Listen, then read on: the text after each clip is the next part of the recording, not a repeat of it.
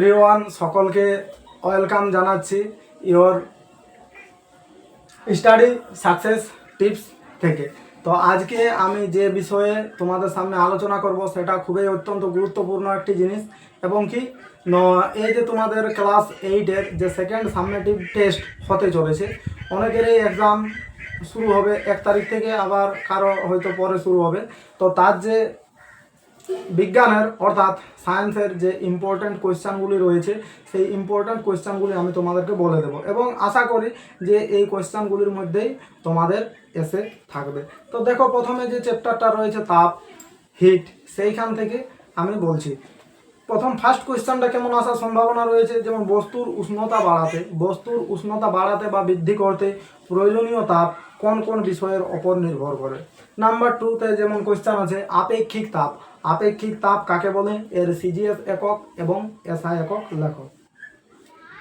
তারপরে কেমন যেটা আছে ক্যালোরি ও জুলের মধ্যে সম্পর্ক লেখো।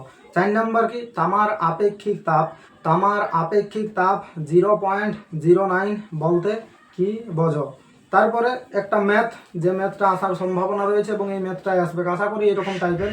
600 গ্রাম ভরের সীসার গোলকের উষ্ণতা 25 ডিগ্রি সেন্টিগ্রেড থেকে বাড়িয়ে 600 গ্রাম ভরের সীসার গোলকের উষ্ণতা 25 ডিগ্রি সেন্টিগ্রেড থেকে বাড়িয়ে 100 ডিগ্রি সেন্টিগ্রেড করতে হলে কি পরিমাণ তাপের প্রয়োজন। ব্র্যাকেটের মধ্যে দেওয়া আছে তামার আপেক্ষিক তাপ 0.03 calorie per metre degree centigrade. Next question কি হিমমিশ্রের দুটি ব্যবহার লেখো।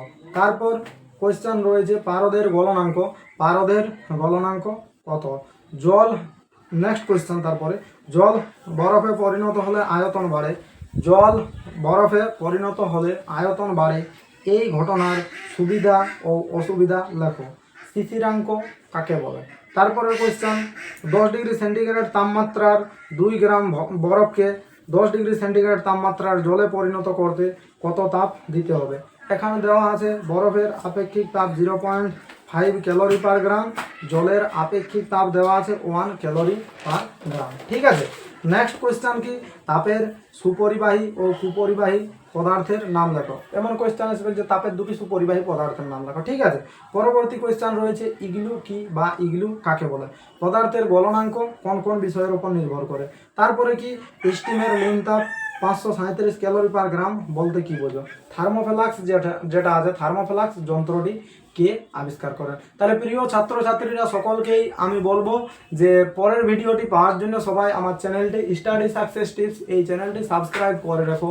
এবং কি বলবো যে আমি আশা করি তোমাদেরকে কালকের মধ্যেই যে ক্লাস 8-এর সাজেশনটি রয়েছে, পুরো সাজেশনটি এই চ্যানেলের মাধ্যমেই, অর্থাৎ স্টাডি সাকসেস টিপস চ্যানেলের মাধ্যমেই তোমরা সেই সাজেশনটি পেয়ে থাকবে, এবং আশা করি তোমাদের ভালো লাগবে। এবং যদি কেউ কোনো কোয়েশ্চান এর অ্যান্সার না পারো, তাহলে আমাকে কমেন্ট সেকশনে অবশ্যই লিখে পাঠাবে, এবং তার অ্যান্সার আমি ডেসক্রিপশন বক্সে দিয়ে দেবো।